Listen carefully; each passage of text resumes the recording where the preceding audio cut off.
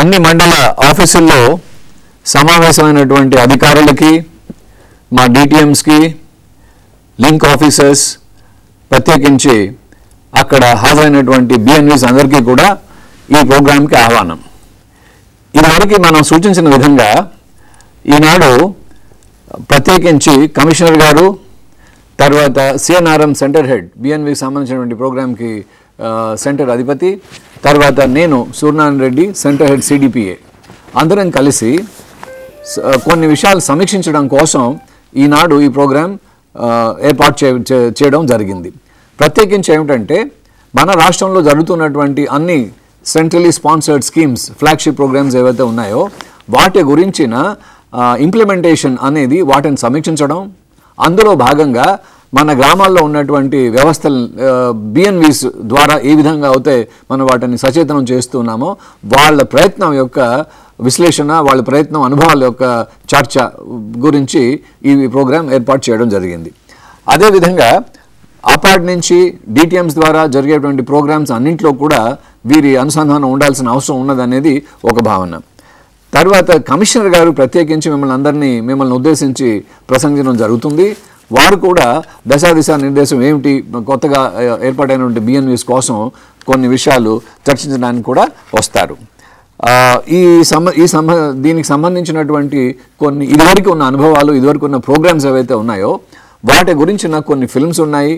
కొంత మనం చెప్పదలుచుకున్నటువంటి విషయాలని పీపీటీ, పవర్ పాయింట్ ప్రజెంటేషన్ ద్వారా కూడా మీకు అందరికీ తెలియజేయడం జరుగుతుంది. మొదట మనం ఈ చీదేడ ఎక్స్పెరిమెంట్ అనేది ఏదైతే చేశామో బిఎన్విస్ ద్వారా, దాని నుంచి మనం రాష్ట్రం అంతటా 82 గ్రామాలకి దానిని అప్స్కేల్ చేయడం చేశాం. ఈ 82 గ్రామాల అంతటా కూడా బిఎన్విస్ ఏ విధంగా పనిచేశారో, వాళ్ళు చేసినటువంటి ప్రత్యేకమైన కార్యక్రమాలు పూనుకుని ఏవైతే చేశారో, ఇటు అధికారులకేను ఈ ప్రోగ్రామ్స్ మధ్య సమన్వయం చేస్తూ ఎలాంటి సక్సెస్ స్టోరీస్ వాళ్ళు సాధించారో ఇవన్నీ కూడా ఒక ఎక్స్పెరిమెంట్ చేసిన తర్వాత మనం ఈ మధ్య కాలంలో మొయినాబాద్ ఒక మండల్ స్థాయికి ఈ ఎక్స్పెరిమెంట్ తీసుకెళ్లాలనేది కూడా చేయడం జరిగింది. సో ప్రత్యేకించి ఈనాడు మీతో ప్రశ్న ఉత్తరాలు మొదలు చేసే ముందు మొట్టమొదట ఒకటి, ఈ ప్రోగ్రాం తాలూకు వ్యవహారం ఏమిటి, ఉద్దేశం ఏమిటి, దశ ఏమిటి అనేది చర్చించడానికి కోసం ఒక పవర్ పాయింట్ ప్రజెంటేషన్ చేయడం జరుగుతుంది. ఆ తర్వాత ఈ కాన్సెప్ట్, బిఎన్విస్ కాన్సెప్ట్ ఏ విధంగా మనం చేసాం అనేది, ఒక గ్రామంలో ఏవైతే ఎక్స్పెరిమెంట్ చేశామో దానిని ఒక ఫిల్మ్ రూపంలో చూపెట్టడం జరుగుతుంది. ఆ తర్వాత కమిషనర్ గారు మిమ్మల్ని ఉద్దేశించి అడ్రస్ చేస్తారు. ఆ పైన మన మధ్యన సంపర్కం, చర్చాగోష్ఠి లాంటిది జరుగుతుంది. మీరు అందరూ కూడా అక్కడి నుంచి ప్రశ్నలు అడగవచ్చు, మేము ఇక్కడ నుంచి జవాబు చెప్పడం జరుగుతుంది. మీ అనుభవాలు షేర్ చేసుకోవచ్చు, మీరు ఏమేమి సక్సెస్ స్టోరీస్ చేశారో ప్రతి గ్రామంలో, కొత్త బిఎన్విస్ యొక్క వాళ్ళకున్నటువంటి సందేహాల్లో నివృత్తి ఏదైతే ఉందో చేసుకోవచ్చు, అడగవచ్చు, క్లారిఫికేషన్ మేము ఇస్తాం. అది ఫస్ట్ లెవెల్లో ఈ ప్రోగ్రామ్ అయిన తర్వాత, ఈ ప్రజెంటేషన్స్ అయిన తర్వాత మీరు ప్రశ్నలు చేయొచ్చు. దానికి అవసరమైనటువంటి ఫోన్ కాల్ నెంబర్స్ మీకు దాంట్లో స్క్రీన్ మీద వస్తాయి, దానిని బట్టి మీరు అడుగుతూ ఉండొచ్చు. సో మొదటి దశలో ఈ చర్చ అయిన తర్వాత ఆ ప్రశ్న ఉత్తరాల కార్యక్రమం మొదలవుతుంది. సో మొట్టమొదట మీకు నేను పరిచయం చేయటం మా కొలీగ్, సెంటర్ హెడ్ అయినటువంటి శ్రీ కూర్మారావు గారు, సిఎన్ఆర్ఎం సెంటర్కి వారు అధిపతి. ఈ కోర్ గ్రూప్కి సమన్వయకర్తగా, ఈ బిఎన్వి ప్రోగ్రామ్కి కోర్ గ్రూప్ ఏదైతే ఉన్నదో దానికి సమన్వయకర్తగా బిఎన్వి ల్యాబ్ టు ల్యాండ్ ప్రోగ్రామ్కి వారు దీన్ని నిర్దేశిస్తున్నారు. వారి తరఫు నుంచి మీకు ఒక ప్రజెంటేషన్ ఇవ్వడం జరుగుతుంది. అది జాగ్రత్తగా చూసి దాని మీద అర్థం ఏమైనా ఉంటే, ఇది ఏమైనా ఉన్నట్టు అయితే మీరు మమ్మల్ని అడగచ్చు. తర్వాతి ప్రశ్నోత్తర సెషన్లో మనం దాని గురించి చర్చించుకోవచ్చు. ఐ నౌ రిక్వెస్ట్ మా సెంటర్ హెడ్ సిఎన్ఆర్ఎం శ్రీ కూర్మారావు గారు ఒక పవర్ పాయింట్ ప్రజెంటేషన్ చేస్తారు. ఆ తర్వాత ఫిల్మ్ ఉంటుంది. కూర్మారావు గారు.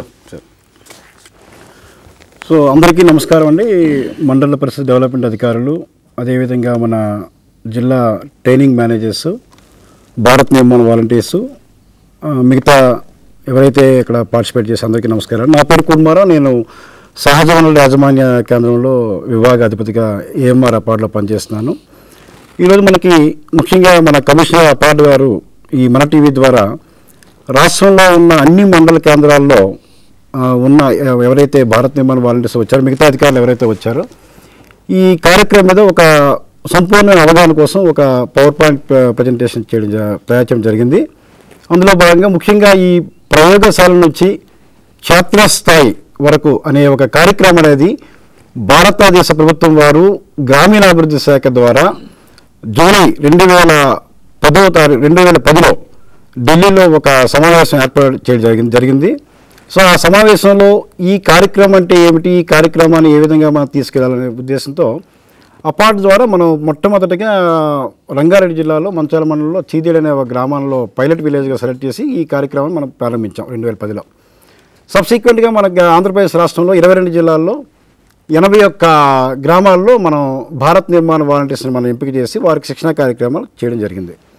అయితే ఈ ప్రయోగశాల నుంచి క్షేత్రస్థాయి వరకు అనే కార్యక్రమం ఏంటంటే ముఖ్య ఉద్దేశం ఏంటంటే కొన్ని దశాబ్దాల కాలంగా కేంద్ర ప్రభుత్వము ఆంధ్రప్రదేశ్ ప్రభుత్వం వారు అనేక సంక్షేమ అభివృద్ధి కార్యక్రమాలు అమలు చేయడం జరుగుతుంది.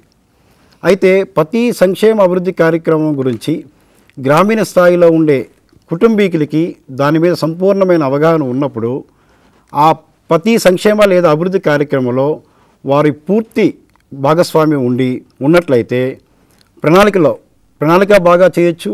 అదేవిధంగా ప్రణాళిక బాగా ఉంటే అమలు బాగా చేయొచ్చు. అమలు బాగా అయితే ప్రతి పథకం లేదా అభివృద్ధి పథకం సంక్షేమం కానీ అభివృద్ధి పథకంలో వారి యొక్క లక్ష్యాలని అధిగమించడానికి అవకాశం ఉంటుంది. అదేవిధంగా లక్ష్యాలు అధిగమించే దిశలో ట్రాన్స్పరెన్సీ అంటే పారదర్శకత అండ్ జవాబుదారీతనము అనేది ముఖ్యంగా ఉంటుంది. సో ఆ ఉద్దేశంతో ల్యాబ్ టు ల్యాండ్ ఇనిషియేటివ్ అంటే ప్రయోగశాలను క్షేత్రస్థాయి అనే కార్యక్రమాన్ని భారతదేశ ప్రభుత్వం వారు గ్రామీణాభివృద్ధి శాఖ ద్వారా గత 3 సంవత్సరాల నుంచి మన ఆంధ్రప్రదేశ్లో కీ క్యాప్ అనే ఒక పదంతో మనం అమలు చేస్తున్నాం రాష్ట్రంలో. అయితే 81 గ్రామాలే కాకుండా ఈరోజు రాష్ట్రంలో సుమారు 750 మండలాల్లో మనం కొత్తగా కూడా మన భారత్ నిర్మాణ వాలంటీర్స్ని ఎంపిక చేయడం జరిగింది. సుమారు 15,000 మంది భారత్ నిర్మాణ వాలంటీర్స్ సెలెక్ట్ చేయడం జరిగింది. అయితే ఈ ప్రయోగశాల నుంచి క్షేత్రస్థాయి అంటే ఏమిటి, భారత్ నిర్మాణ వాలంటీర్స్ యొక్క పాత్ర ఏంటి దీంట్లో అనేది మనం చాలా స్పష్టంగా తెలుసుకోవాలి. ఇది ఈ కార్యక్రమం అనేది మనం డబ్బులు ఇచ్చే కార్యక్రమం కాదు. స్వచ్ఛందంగా ఎవరైతే తన గ్రామంలో తన కమ్యూనిటీకి అభివృద్ధి చేయడానికి అవకాశం ఉండడానికి ఇది ఒక ప్రణాళిక రచించి మనం చేస్తున్నాము. అయితే భారత్ నిర్మాణ వాలంటీర్స్ ఎవరు, వాళ్ళు ఏమి పాత్ర ఏంటనేది మనం ఇప్పుడు పవర్ పాయింట్ ద్వారా తెలుసుకునే ముందు యాక్చువల్గా కొన్ని పైలట్ విలేజ్లో కొన్ని కేస్ స్టడీ చేసాము. ఆ కేస్ స్టడీస్ మనకి చాలా ఇంపార్టెంట్గా మనకి అంటే ఒక మండలంలో మనం చేసాము. ఇక్కడ మీరు చూస్తే మీ మండలం, మీ గ్రామంకి ఒక మండలం ఉంటుంది. ఆ మండలంలో మనం చూస్తే ఇక్కడ ఒకసారి మీకు అబ్జర్వ్ చేస్తే చాలా డిపార్ట్మెంట్స్ మనకి మండలంలో అందుబాటులో ఉన్నాయి. సర్వీసెస్ అంటే మన సంక్షేమ అభివృద్ధి కార్యక్రమాలకి అందుబాటులో ఉన్నాయి. దాంట్లో ముఖ్యంగా పంచాయతీరాజు, రూరల్ డెవలప్మెంటు, విద్య, ఆరోగ్యము, అదేవిధంగా మనకి ఇరిగేషన్ డిపార్ట్మెంట్ వారు, వ్యవసాయ శాఖ, చాలా రకరకాల అన్ని మొత్తం ఇంచుమించు ఒక మండలం మీద స్టడీ చేస్తే 39 శాఖల ద్వారా మనకి సంక్షేమ అభివృద్ధి కార్యక్రమాలు ఆ మండలంలో ఉన్న ఆ గ్రామ పంచాయతీల్లో ఉన్న అన్ని కుటుంబాలకి ఎవరికైతే అర్హత బట్టి అక్కడ ఉన్న అర్హత బట్టి వారికి ఇది ఇవ్వడం జరుగుతుంది. అదేవిధంగా ఒక గ్రామంకి వస్తే గ్రామంలో కూడా చాలామంది ఉన్నారు. ఉదాహరణకి మనకి major flagship program government of ఇండియాది మహాత్మా గాంధీ జాతీయ గ్రామీణ ఉపాధి హామీ పథకం. అందులో మీకు తెలుసు ఫీల్డ్ అసిస్టెంట్ క్షేత్ర స్థాయి సహాయకులు ఆయన మన కుటుంబాల నుంచి వచ్చిన ఎవరైతే పనికి ముందుకు వచ్చే మన కూలీలు ఎవరైతే ఉన్నారో వారికి మండల యంత్రాంగంలో ఉండే సాంకేతిక నిపుణులు అందరికీ ఈ అనుసంధానంగా ఉండి అంటే ఒక సంవత్సర కాలంలో మనకి గవర్నమెంట్ యాక్ట్ బట్టి అంటే సెంట్రల్ గవర్నమెంట్ యాక్ట్ బట్టి 100 రోజులు సంవత్సర కాలం 100 ప్రతి కుటుంబానికి 100 రోజులు మనకి పని కల్పించాలి. మినిమం వేజ్ కూడా వారికి వచ్చేటట్టుగా అనుసంధానం చేసి ఆ విధంగా క్షేత్రస్థాయి ఫంక్షనరీ మనకున్నారు. అదేవిధంగా panchayat secretary, revenue secretary, next ANM, anganwadi worker, sweepers, ఇలాగ రకరకాల డిపార్ట్మెంట్స్ నుంచి చాలామంది Vidya volunteers, Sakshar Bharati coordinators, electrician చాలామంది ఉన్నారు. సో వీరందరూ సుమారు ఒక గ్రామంలో సర్పంచ్, వార్డు మెంబర్స్ అందరితో కలిపి ఒక గ్రామంలో మేము కేస్ స్టడీ చేసినప్పుడు 39 మంది ఫంక్షనరీస్ ఉన్నారు. అయితే ఇన్ని సంక్షేమ అభివృద్ధి కార్యక్రమాలు గ్రామాల్లో ఉండే ప్రజలకి, అదేవిధంగా ఆ ప్రజలు ఎవరైతే మన లైఫ్ స్టాక్ పాపులేషన్ ఏవైతే ఉన్నాయో, మిల్క్ క్యాట్లు కానీ వారికి కావాల్సిన న్యాచురల్ సహజ వనరులు ఏవైతే ఉన్నాయో అవన్నీ మంచి ప్రణాళికతో వాటిని బాగా ఉపయోగించుకొని అభివృద్ధి చేస్తూ సుస్థిరంగా ఉంటూ వాళ్ళని ఈ సర్వీసెస్ని పక్కాగా పారదర్శకతతో జవాబుదారీతనంతో అందించే బాధ్యత ఇటు ప్రభుత్వానికి అటు కమ్యూనిటీకి మధ్యలో వారధులుగా మన భారత నిర్మాణ వాలంటీర్స్ యొక్క సహాయ సహకారాలతో మనం చేయడానికి ఈ ప్రణాళిక మనం రచించి మనం చేస్తున్నాం. అదేవిధంగా మనకి ఈరోజు ఫ్లాగ్షిప్ ప్రోగ్రామ్స్ కూడా ఒక ఐటమ్గా మన కమిషనర్ గారు చెప్పారు. అందులో ముఖ్యంగా మీరు చూస్తే గ్రామీణాభివృద్ధి శాఖ ద్వారా మీరు చూస్తే మీకు తెలుసు, అందరికీ తెలుసు, మహాత్మా గాంధీ జాతీయ గ్రామీణ ఉపాధి హామీ పథకము, అదేవిధంగా సమగ్ర నదీ పరివాహక నిర్వహణ కార్యక్రమం అంటే integrated watershed management programme ఈరోజు రాష్ట్రంలో 12 జిల్లాల్లో ఇది అమలు అవుతుంది. సుమారు 454 IWMP ప్రాజెక్ట్స్ అమలు చేస్తున్నారు. అదేవిధంగా స్వర్ణ జయంతి గ్రామ స్వరాజ్ గారి యోజన అనే ఒక పథకం కూడా ఉంది. దాన్నే కొత్తగా నేషనల్ రూరల్ లైవ్లీహుడ్ మిషన్ అని పెట్టారు. ఇప్పుడు దాన్ని ఆజీవిక అనే ఒక పదంతో అమలు చేస్తున్నాం రాష్ట్రంలో. ఆ తర్వాత ప్రధానమంత్రి గ్రామ సడక్ యోజన, గ్రామీణ ప్రాంతాల్లో రోడ్డు సదుపాయం దానికి రోడ్డు సదుపాయం చేస్తారు. అదేవిధంగా గ్రామీణ ప్రాంతాల్లో ఉండే కుటుంబీకులకి ఇంటికి నీరు సదుపాయం ట్యాప్ ద్వారా ఇచ్చే కార్యక్రమం national rural drinking water programme అనే కార్యక్రమం కూడా మనకి పెట్టడం జరిగింది. తర్వాత రూరల్ వాటర్ సప్లై, గ్రామీణ తాగునీటి సరఫరా డిపార్ట్మెంట్ ద్వారా టోటల్ శానిటేషన్ క్యాంపెయిన్ అని మనకి టాయిలెట్స్ అనేది ఎవరికైతే లేవో వారికి ఇవ్వడం జరుగుతుంది. అది ఒక ఫ్లాగ్షిప్ ప్రోగ్రాము. అదేవిధంగా మన ఓల్డేజ్ పెన్షను, తర్వాత విడో పెన్షను, దాన్నే నేషనల్ సోషల్ అసిస్టెన్స్ ప్రోగ్రామ్ అని గవర్నమెంట్ ఆఫ్ ఇండియా పెట్టారు. ఇందిరా ఆవాస్ యోజన అనే కార్యక్రమం, ఎవరైతే BPL ఫ్యామిలీస్ ఉన్నారో వారికి ఇల్లు కట్టుకునే కార్యక్రమం కింద ఒక పథకం ఉంది.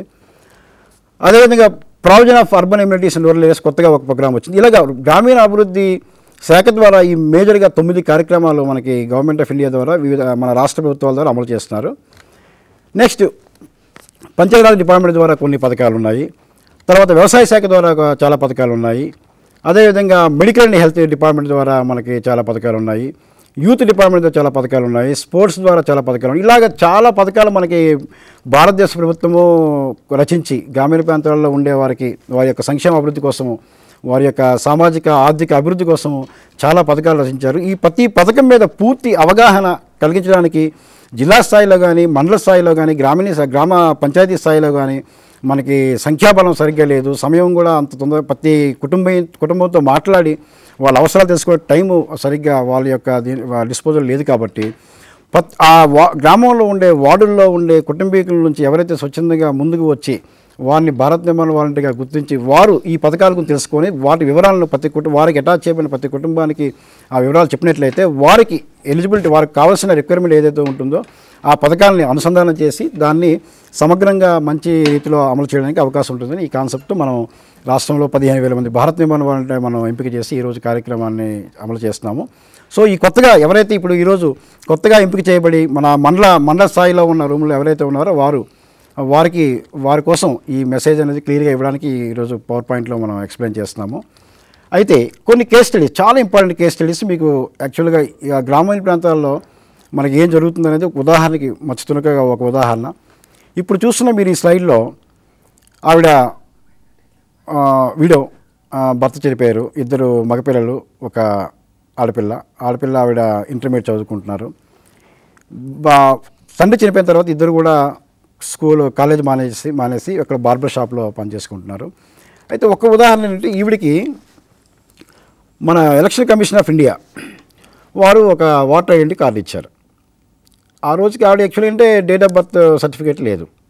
ఆవిడ వయసు 50 సంవత్సరాలుగా గుర్తించి అందులో ఉంది. నెక్స్ట్ మన మండల తహసీల్దార్ గారు ఇచ్చిన కార్డు ప్రకారం 42 సంవత్సరాలు. అదేవిధంగా మన MGNRS జాబ్ కార్డు ప్రకారము 39 సంవత్సరాలు.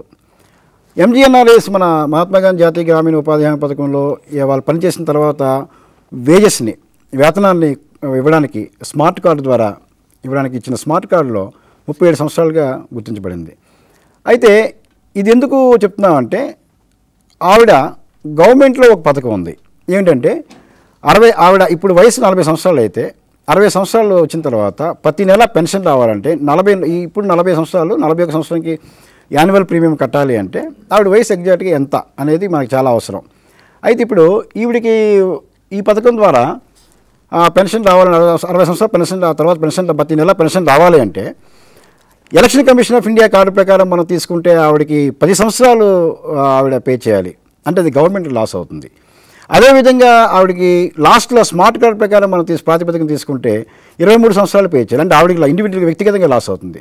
సో ఇది గవర్నమెంట్కి కానీ వ్యక్తికి కానీ లాస్ అవ్వకుండా ప్రభుత్వం యొక్క నిధులు దుర్వినియోగం జరగకుండా ఉండాలి అంటే గ్రామ పంచాయతీల్లో మనకి సమాచారం డేటా ఏదైతే ఉంటుందో కుటుంబీకులకు సంబంధించి డేటా, అంటే ఈరోజు వ్యవసాయం కానీ ఉద్యానవనం కానీ తర్వాత నెక్స్ట్ ఈ సోషల్ పెన్షన్స్ కానీ వయసు కానీ ఏది కానీ వాళ్ళకి కంప్లీట్గా మంచి ఇన్ఫర్మేషన్ కరెక్ట్గా రియలిస్టిక్ ఇన్ఫర్మేషన్ కానీ ఉన్నట్లయితే ప్రతి ప్రభుత్వ పథకాన్ని కరెక్ట్గా ఉపయోగించుకునే పరిస్థితి వస్తుందని ఒక కేస్ స్టడీ మీకు మీ ముందు ఉంచడం జరిగింది. అదేవిధంగా ఆ మహిళకి ప్రభుత్వం ద్వారా ఎన్ని పథకాలు వచ్చాయని అడిగితే ఒకసారి మేము చాలాసేపు వాళ్ళతో మాట్లాడిన తర్వాత ఆవిడకి ఇంటికి కన్స్ట్రక్షన్ కోసం ఇందిరా ఆవాస్ యోజన దీని కింద ఒక ఇల్లు ఇచ్చారు, 25,000 రూపాయలతో ఇల్లు ఇచ్చారు. అదేవిధంగా రాజీవ్ గాంధీ గ్రామీణ విత్తీకరణ కింద ఒక ఇంటికి బల్బు ఇచ్చారు. మహాత్మా గాంధీ జాతీయ గ్రామీణ ఉపాధి హామీ పథకం కింద 100 రోజులు సంవత్సరకాలంలో పని కల్పించడం జరిగింది. ఆమ్ ఆద్మీ బీమా యోజన కింద భర్త చనిపోయిన తర్వాత డిఆర్డీఏ ద్వారా ఆవిడకి ఇది గవర్నమెంట్ ఆఫ్ ఇండియా స్కీము, దీని ద్వారా 30,000 రూపాయలు ఆవిడకి అమౌంట్ ఇవ్వడం జరిగింది. అదేవిధంగా national rural drinking water programme కింద ఒక డ్రింకింగ్ వాటర్ ట్యాప్ ఇచ్చారు ఇంటికి. అదేవిధంగా పబ్లిక్ డిస్ట్రిబ్యూషన్ సిస్టమ్ కింద ఒక రేషన్ కార్డు ఇవ్వడం జరిగింది. తర్వాత ఇందిరా క్రాంతి పథకం కింద బ్యాంకు వారు 25,000 రూపాయలు లోను ఇవ్వడం జరిగింది. భర్త చనిపోయారు కాబట్టి విడో పెన్షన్ ఇవ్వడం జరిగింది. సో ఇన్ని సంక్షేమ అభివృద్ధి కార్యక్రమాలు వచ్చినప్పటికీ ఆవిడ పరిస్థితి ఈరోజు దారిద్ర్య దిగువన ఉందా ఎగువన ఉందా అని ఒకసారి స్టడీ చేసినట్లయితే ఇందులో చాలా వరకు మీరు చూస్తే అన్నీ ఏదైతే ప్రభుత్వం ద్వారా వచ్చిన డబ్బులు ఏదైతే ఉందో, ఉదాహరణకి ఇల్లు తీసుకుంటే ఇంటి మీద ఇన్వెస్ట్మెంట్ చేసింది కానీ ఆ ఇంటి మీద ఇన్వెస్ట్ చేసిన అమౌంట్ మీద రూపాయి ఆదాయం రాదు. అదేవిధంగా ట్యాప్ ఇచ్చారు, ఆ ట్యాప్ ఇచ్చిన తర్వాత దాని మీద ఆదాయం రాదు. అదేవిధంగా ఇంటికి బల్బు ఇచ్చారు, దాని మీద ఆదాయం రాదు ఖర్చు తప్పించి. పీడిఎస్ ద్వారా రేషన్ ఇస్తారు, సరిపోతుంది అక్కడికి. విడో పెన్షన్ ఇస్తున్నారు, అక్కడికి ఇంటికి వచ్చి సరిపోతుంది. సో ఆవిడకి ఇప్పుడు ఎప్పుడైతే మన ఈ ప్రోగ్రాంలో అపార్ట్ ద్వారా మనం ఇంటరాక్షన్ టైం టు టైం చేసినప్పుడు ఇద్దరు కుమారులు ఒక బార్బర్ షాప్లో రోజుకి 100 రూపాయలకి పనిచేస్తున్నప్పుడు వీరు సొంతంగా ఒక షాపు తీసుకొని వారు ఇప్పటి ఆమ్ ఆద్మీ బీమా యోజన కింద గవర్నమెంట్ వారు ఇచ్చిన 30,000 రూపాయలు, వారు సేవింగ్స్ చిట్ ఫండ్ ద్వారా వచ్చిన 30,000, 60,000 కలిపి ఒక షాప్ తీసుకొని ఇద్దరు ఈరోజు 1,30,000 రూపాయలు అదనంగా వారు కుటుంబానికి సొంతంగా సంపాదించుకుంటారు. దే హ్యావ్ బికమ్ వనర్స్ అయిపోయారు ఒక షాప్కి. సో ఈరోజు వారి యొక్క ఆర్థిక పరిస్థితి చాలా మెరుగ్గా ఉంది. అది కూడా మేము ప్రత్యక్షంగా ఆ గ్రామంకి వెళ్ళి చూసాము. అది ఒక కేస్ స్టడీ. ఇంకొక కేస్ స్టడీ సహజ వనరులకు సంబంధించి ఒక కేస్ స్టడీ ఆ గ్రామంలో చూస్తే ఇది మీకు చూస్తున్న భూమి ఇది యాక్చువల్గా వర్షాధార భూమి, కంప్లీట్గా వర్షం మీద ఆధారపడి ఉన్నాము. ఒకప్పుడు కొంతకాలం క్రితము ఒక 6 సంవత్సరాల క్రితము చూస్తే ఈ భూమిలో మీకు టమాటా, జొన్నలు, ఆముదాలు అన్నీ పండేవి. తర్వాత ఏం చేశారు, ఆ గ్రామంలో ఎప్పుడైతే ఆ రిజర్వ్ ఫారెస్ట్ ఏరియా కొండ ఉందో ఆ కొండలో మొత్తం చెట్లన్నీ కంప్లీట్గా కొట్టడం వలన పర్యావరణం సమతుల్యత లోపించి సకాలంలో వర్షం పడిన వర్షం కూడా ఎక్కువ మోతాదులో పడకపోవడం వలన ఈ వర్షం మీద ఆధారపడిన భూముల్లో వాళ్ళు వేసిన రైతులు మొత్తం 15 మంది చిన్నకారు రైతులు ఉన్నారు. 50 ఎకరాల భూమి అది. అందులో వేసిన ఏవైతే విత్తనాలు కానీ ఎరువులు కానీ ఏవైతే వాళ్ళు పెట్టుబడి పెట్టారో ఆ పెట్టుబడి పంట చేతికి రాక వర్షం సరైన సమయంలో వాళ్ళకి పంట రాక మొత్తం లాస్ అయింది. దాంతో వాళ్ళ అనుభవం ఏం చేశారంటే ఈ దుక్కుడెద్దులు ఏవైతే ఉన్నాయో ఆ పొలం దున్నడానికి దుక్కుడెద్దులు ఏవైతే ఉన్నాయో ఆ దుక్కుడెద్దుల్ని అమ్మేసి వారు పాడిగేదెలు 2 కొనుక్కొని ప్రతి కుటుంబం 2 పాడిగేదెలు కొనుక్కొని పాడిగేదెలతో రోజుకి 10 లీటర్లు 20 రూపాయలు 200 రూపాయలు ఆ కుటుంబంలో యావరేజ్గా 3 ఉపాధి హామీ పథకం వెళ్ళడం వలన రోజుకి అప్పుడు ఆ రోజుల్లో మేము సర్వీ చేసిన 100 రూపాయలు ముగ్గురు పనిచేస్తున్నారు 300 ప్లస్ ఈ పాడిగేదెల ద్వారా రోజుకి వచ్చి 500 రూపాయలు. దాంతో సోమవారం నుంచి శనివారం వరకు ఉపాధి హామీ పథకం చేస్తారు కాబట్టి 6 రోజులు లెక్క వేస్తే వాళ్ళకి 3,000 రూపాయలు వస్తుంది. అదే ఒక ఎకరా భూమిలో వర్షాధారం మీద పడిన భూమిలో వారికి 3,500 రూపాయలు వస్తుంది, లేకపోతే లేదు. సో అందుకని వారు గ్రామీణ ప్రాంతాల్లో నివసించే కుటుంబీకులు చాలా ఇంటెలిజెంట్గా వారి యొక్క ఆర్థిక పరిస్థితి తనకు తాను బతకాలి అంటే ఏమి చేస్తే బాగుంటుందని వాళ్ళు ఆలోచించి ఇది ఈరోజు మన వర్షం సకాలంలో పడట్లేదు కాబట్టి సరైన మోతాదులో పడట్లేదు కాబట్టి ఇది మనకి ఆదాయపరంగా చాలా లాస్ కాబట్టి సో వ్యవసాయం నుంచి పాడి పరిశ్రమకి షిఫ్ట్ చేశారు. గవర్నమెంట్ ద్వారా వచ్చిన ఉపాధి హామీ చాలా చక్కగా అమలవుతుంది గ్రామీణ ప్రాంతాల్లో. ప్రతి కుటుంబంకి ఆర్థిక పరిస్థితి మెరుగుదల కోసం కుటుంబంలో ముగ్గురు అంటే వయోజనులు ఎవరైతే 18 సంవత్సరాలు దాటిన వాళ్ళు ఉన్న అర్హులు కాబట్టి వారు పనిచేసి మొత్తానికి 6 రోజుల్లో 3,000 రూపాయలు. ఈ విధంగా వారు అదొక కేస్ స్టడీ మీద చెప్పామంటే అయితే ఈ ఖాళీగా బీడిగా ఉంచిన భూమిని ఏ విధంగా వారు సాగులోకి తీసుకురావాలి, ఆ వర్షాధారపు మీద పండిన పంటలు ఏమున్నాయి, తక్కువ నీటి మోతాదులో ఉండే పంటలు ఏమున్నాయి అనేది వారు ప్రణాళిక చేసుకొని దాన్ని మళ్ళీ తిరిగి డ్రైల్యాండ్ హార్టికల్చర్ అంటే ఏదైతే మెట్ట భూముల్లో పండించే ఉద్యానవన పంటలు ఏవైతే ఉన్నాయో వాటిని గుర్తించి వారు దాన్ని సాగులోకి తెచ్చే ప్రయత్నాలు చేస్తున్నారు. ఇది ఒక కేస్ స్టడీ. ఈ కేస్ స్టడీలో ఏంటంటే మనకి భూగర్భ జలాలు ఎప్పుడైతే ఆ గ్రామీణ ప్రాంతాల్లో పర్టికులర్ మేము స్టడీ చేసిన ఆ ప్రదేశంలో వర్షాలు సకాలంలో లేకపోవడం వలన భూగర్భ జలాలు అడుగంటుకుపోతున్నాయి. అయితే మనకి ప్రభుత్వం వారు రైతాంగానికి ఫ్రీ పవర్ ఉచిత విద్యుత్ కార్యక్రమాన్ని ప్రవేశపెట్టడం వల్ల చాలా వరకు ఆ ఎలక్ట్రికల్ మోటార్స్ ఏవైతే ఉన్నాయో చూస్తున్న దీంట్లో మీకు 2 ఎలక్ట్రికల్ మోటార్స్ పంపింగ్ చేస్తున్నారు. అక్కడి నుంచి భూమి మీద నీరు ఛానల్స్ ద్వారా కాలువల ద్వారా ప్రవహించి చాలా దూరంలో ఉన్న పంట పొలాలకి ఆ నీరు వెళ్తుంది. దీని ద్వారా మీకు 100 యూనిట్లు కానీ నీరు సరఫరా చేస్తే అక్కడ వెల్ల నుంచి అక్కడ వెళ్ళేసరికి సుమారు 50-60 యూనిట్లు ఆవిరైపోయి కింద కొంత నీరు పైకి ఆవిరైపోయి మొత్తం నీరు వృధా అవుతుంది. దీనికి వ్యవసాయ శాఖ ద్వారా మనకి సబ్సిడీ స్కీమ్ కింద 90% సబ్సిడీతో మనకి వాటర్ కన్వేయన్స్ పైప్స్ డైరెక్ట్గా మీకు పంపింగ్ దగ్గర మన పైప్ అటాచ్ చేసి నేరుగా పొలాలకి వాటర్ పడినప్పుడు అలాంటి స్కీమ్ కూడా ఉంది. దాన్ని మనకి గ్రామీణ ప్రాంతాల్లో పర్టికులర్ మన భారత్ నిర్మాణ వాలంటీర్స్ ఇలాంటి ఏవైతే కేస్ స్టడీస్ ద్వారా మనం అబ్జర్వ్ చేసినప్పుడు గ్రామీణ ప్రాంతాల్లో దానికి అనుసంధానంగా ఉండే శాఖకి ఏవైతే పథకాలు ఉన్నాయో దాన్ని అనుసంధానం చేసి ఆ కుటుంబీకులకి ఉపయోగపడుతుంది. అదేవిధంగా గ్రామీణ ప్రాంతాల్లో ఉండే సహజ వనరులు నీరు కానీ వీటి మనకి వృధా కాకుండా మనం సద్వినియోగపరచుకునే అవకాశం ఉంటుందని ఇది కేస్ స్టడీ మీకు చెప్పడం జరుగుతుంది. ఈ స్లైడ్లో మీరు చూస్తే అక్కడ రిజర్వ్ ఫారెస్ట్ ఏరియా ఉంది. రిజర్వ్ ఫారెస్ట్ ఏరియా వారు ఏం చేశారంటే ఇంతకుముందు చాలా మంచి బ్రహ్మాండమైన చెట్లు ఉండేవి. ఆ గ్రామీణ ప్రాంతాల్లో ఉండే ప్రజలకు కావాల్సిన మనకి ఈవెన్ దుక్కు దున్నడానికి కావాల్సిన నాగలకు కావాల్సిన అది వుడ్ కూడా ఆ మెటీరియల్ కూడా అక్కడ ఉండే చెట్లు అక్కడ ఉండేవి. మొత్తం అన్నీ కొట్టేసిన తర్వాత కంప్లీట్గా బోడికొండ అయిపోవడం వల్ల ఆ వాతావరణ సమతుల్యత లోపించి అక్కడ సకాలంలో వర్షాలు పడలేదు. కాబట్టి దీని రిజర్వ్ ఫారెస్ట్ ఏరియా కింద మనకి ఈవెన్ జాతీయ ఉపాధి హామీ పథకం కింద మనకి ఫారెస్ట్ డిపార్ట్మెంట్ ద్వారా కొంత నిధులు కూడా ఇచ్చారు. దాని ద్వారా వాళ్ళు చైతన్యపరచడం వల్ల అక్కడ ఫారెస్ట్ ఏరియాలో ప్లాంటేషన్ కూడా టేకప్ చేయడం జరిగింది. సో ఇది ఒక ఉదాహరణ. ఇలాంటి అంటే గ్రామీణ ప్రాంతాల్లో ఉన్న సహజ వనరులు ఏవైతే ఉన్నాయో వాటిని మనం అందులో ఏవైతే ఇబ్బందులు ఉన్నాయో వాటిని గమనించి ఆ ఇబ్బందులని అధిగమించడానికి కావాల్సిన శాఖలు ఏమున్నాయి, ఆ శాఖల్లో ఉన్న పథకాలు ఏమున్నాయని మనకి ఒక అవగాహన వచ్చినప్పుడు ఆ శాఖాధికారులతో మనం అప్రోచ్ అయ్యి టైం టు టైం అప్రోచ్ అయితే డెఫినెట్గా ఖచ్చితంగా ఆ గ్రామీణ ప్రాంతాల్లో ఉన్న సహజ వనరులని మనం యాజమాన్యానికి బాగా ఉపయోగపడతాయి పథకాలు. అదేవిధంగా ఇండివిజువల్గా కుటుంబీకులు కూడా మనకి ఈ విధంగా సంక్షేమ అభివృద్ధి కార్యక్రమంలో అనుసంధానం చేస్తే వారి యొక్క ఆర్థిక పరిస్థితి కూడా మనకి మెరుగవడానికి చాలా ఉపయోగపడుతుంది. సో ఇలాంటివి కొన్ని కేస్ స్టడీస్ మేము అక్కడ ఆ గ్రామీణ ప్రాంతాల్లో ఆ పర్టికులర్ పైలట్ స్టడీలో మనం చేయడం జరిగింది. అదేవిధంగా ఈ చేసిన తర్వాత ముఖ్యంగా ఈ ప్రయోగశాల నుంచి క్షేత్రస్థాయి వరకు ముఖ్యంగా గ్రామీణ ప్రాంతాల్లో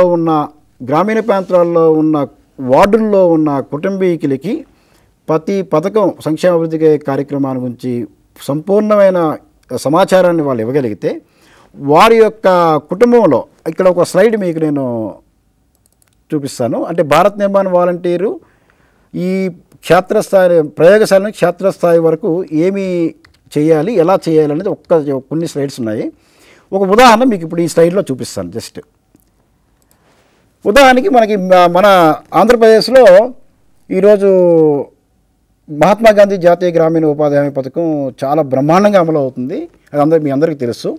చాలా ట్రాన్స్పరెంట్తో పారదర్శక జరుగుతుంది.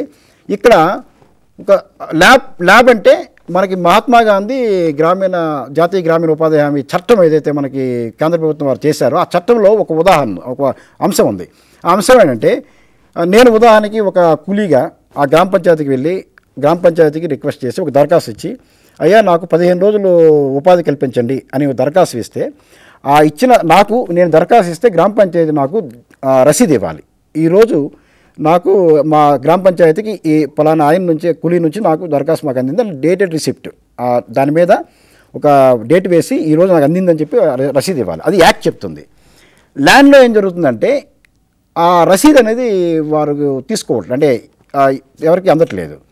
కారణం ఏంటంటే పని జరుగుతుంది, బాగానే పని జరుగుతుంది, అడుగుతున్నారు, పని ఇస్తున్నారు. ఒకవేళ పని కల్పించకపోతే ఇన్ కేసు దరఖాస్తు ఇచ్చిన రోజు నుంచి 15 రోజుల్లో కానీ పని కల్పించకపోతే ఆయన నిరుద్యోగ వృత్తికి అర్హుడవుతాడు. సో నిరుద్యోగ వృత్తి పనికి ఒకవేళ ప్రభుత్వం వారు పని కల్పించకపోతే నిరుద్యోగ వృత్తి ఆయనకి అందాలి అంటే అతని దగ్గర ఖచ్చితంగా ఎవిడెన్స్ ఉండాలి. కాగితం మీద డేటెడ్ రిసిప్ట్ కంపల్సరీగా ఉండాలి. అందుకని అది యాక్ట్లో ఏం చెప్తుంది, అది ల్యాబ్. యాక్ట్లో ఒక ఉదాహరణ చెప్పాను నేను, యాక్ట్లో ఇది చెప్తుంది. కానీ క్షేత్రస్థాయిలో ఒక ఫ్యామిలీ క్షేత్రస్థాయికి ఎవరంటే ఫ్యామిలీ కుటుంబం. ఆ కుటుంబానికి ఈ అంశం ఖచ్చితంగా తెలిసినప్పుడు ఖచ్చితంగా దరఖాస్తు ఇచ్చినప్పుడు రసీదు తీసుకుంటాడు. అది సో ఇది ల్యాబుల్ ల్యాండ్. దీనికి సెంట్రల్ గవర్నమెంట్, స్టేట్ గవర్నమెంట్, అదే కేంద్ర ప్రభుత్వం, రాష్ట్ర ప్రభుత్వం, తర్వాత జిల్లా యంత్రాంగం, మండల యంత్రాంగం, గ్రామ పంచాయతీ, ఇవి మొత్తం టోటల్గా పైనుంచి కింద వరకు ఈ యాక్ట్లో ఏవైతే ఫీచర్స్ ఏవైతే ఉన్నాయో, అంటే మన గ్రామీణ ప్రాంతాల్లో ఉండే కుటుంబీకులు ఎవరైతే సంవత్సర కాలంలో పని కల్పించాలో దానికి ఒక అంశాలన్నీ తెలుసుకుంటే ఖచ్చితంగా వారికి ఇన్ఫర్మేషన్ సమాచారం ఉన్నప్పుడు, వారికి ఏదైనా లోటుపాట్లు ఉన్నప్పుడు ఇక మామూలుగా మనం ఎవరైనా అధికారులను అడిగి వారి యొక్క సమస్యలు పరిష్కరించడం అవకాశం ఉంటుంది. ఇది అయితే ఇప్పుడు మనకి భారత్ నిర్మాణ వాలంటీర్స్ ఎవరైతే మనం ఎంపిక చేసామో వారు చేయవలసిన కార్యక్రమం ఏంటంటే, ఇందులో గ్రామ పంచాయతీ మనం యూనిట్గా తీసుకుంటే, గ్రామ పంచాయతీలో మీ అందరికీ తెలుసు వార్డ్స్ ఉంటాయి. ఉదాహరణకి ఒక గ్రామ పంచాయతీ మనం తీసుకుంటే 12 వార్డ్స్ ఉన్నాయనుకోండి. 12 వార్డులు తీసుకుంటే వార్డు 1కి వస్తే, వార్డు 1 వస్తే ఆ వార్డు 1లో కూడా 14 కుటుంబాలు ఉంటాయి. సో ఈ 14 కుటుంబాలు ఉంటే ఆ 14 కుటుంబాల నుంచి ఉదాహరణకి ఒక 4 యువతీ యువకులు స్వచ్ఛందంగా ముందుకు వచ్చి, మేము మా కుటుంబీకుల కోసం, మా గ్రామంలో ఉండే కుటుంబీకులకి గవర్నమెంట్ ద్వారా వచ్చే సంక్షేమ అభివృద్ధి కార్యక్రమాలు సంపూర్ణ విషయాలని మేము సమగ్రంగా సేకరించి, ప్రభుత్వాలతో సేకరించి శిక్షణ పొందిన తర్వాత వాటి గురించి తెలుసుకొని మా కుటుంబీకులు చెప్తామని వచ్చారనుకుందాం. ఇప్పుడు ఉదాహరణకి 4 భారత నిర్మాణాలు వచ్చారు. అక్కడ ఆ వార్డు 1లో 14 కుటుంబాలు ఉంటే ఒక భారత నిర్మాణ వాలంటీర్ అతను 4 కుటుంబీకుల్ని ఎంపిక చేసుకుంటారు.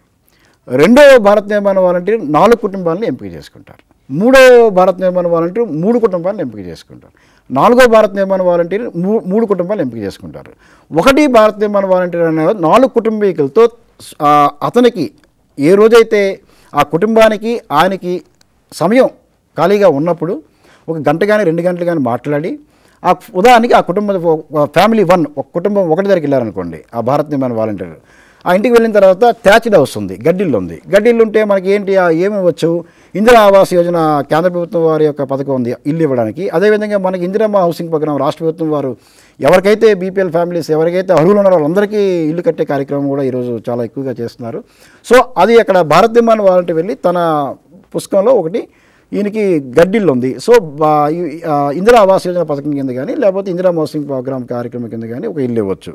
రెండవది, ఆ ఇంట్లో ఒక అతనికి హార్ట్ ప్రాబ్లం ఉంది. హార్ట్ ప్రాబ్లం ఉంటే ఆరోగ్యశ్రీ పథకం కింద ఆయనకి కార్పొరేట్ హాస్పిటల్కి రిఫర్ చేయొచ్చు. సో రిఫర్ చేయాలి, ఏ హాస్పిటల్ రిఫర్ చేయాలి, ప్రైవేట్ హాస్పిటల్ రిఫర్ చేయాలంటే ఆరోగ్యశ్రీ పథకం కింద గవర్నమెంట్ వారు అప్రూవ్ చేసిన ఏవైతే హాస్పిటల్స్ ఉన్నాయో వాళ్ళ లిస్ట్ కూడా మనం భారత నిర్మాణ వాలంటీర్ తీసుకుంటే ఖచ్చితంగా ఆ హాస్పిటల్కి రిఫర్ చేయడం జరుగుతుంది. అదేవిధంగా ఆ ఇంట్లో స్కూల్ డ్రాప్ అవుట్ ఉన్నారనుకోండి, స్కూల్కి వెళ్ళి మానేసి ఇంట్లో పని చేసుకునే పిల్లలు ఉన్నారనుకోండి. సో మిడ్ డే మీల్ ప్రభుత్వం వారు మిడ్ డే మీల్ స్కీము చాలా బాగా అమలు చేస్తున్నారు మన స్కూల్స్లో. సో దాని గురించి చెప్పిన తర్వాత ఎవరైతే స్కూల్ డ్రాప్ అవుట్స్ ఉన్నారో దాన్ని కూడా మనం తీసుకొని ఆ పిల్లల్ని ఆ స్కూల్లో ఎన్రోల్ చేయడానికి అవకాశం ఉంటుంది. సో అదేవిధంగా ఇంట్లో 2 ఎకరాల భూమి ఉంది, బావి ఉంది, తర్వాత ఎలక్ట్రికల్ మోటార్ ఉంది, నీరు వృధా అవుతుంది. ఇంత మీరు స్లైడ్లో చూశారు, నీరు వృధా అవుతుంది. దాన్ని వ్యవసాయ శాఖ ద్వారా సబ్సిడీ మీద ఉన్న పైప్స్ని అటాచ్ చేసి నీరు వృధా అవ్వకుండా ఆ స్కీమ్ని మనం ఆ కుటుంబానికి ఇవ్వడానికి జరుగుతుంది. సో అదేవిధంగా ఆ కుటుంబంలో ఎవరికైనా ఓల్డేజ్ బాగా 60 సంవత్సరాలు దాటిన వాళ్ళు ఎవరైనా ఉంటే ఓల్డేజ్ పెన్షన్ రాకపోతే, ఆ వృద్ధాపింఛన్ రాకపోతే వృద్ధాపింఛన్ కూడా మనం ఎండిఓ గారికి అప్రోచ్ అయ్యి ఇప్పించడానికి అవకాశం ఉంటుంది.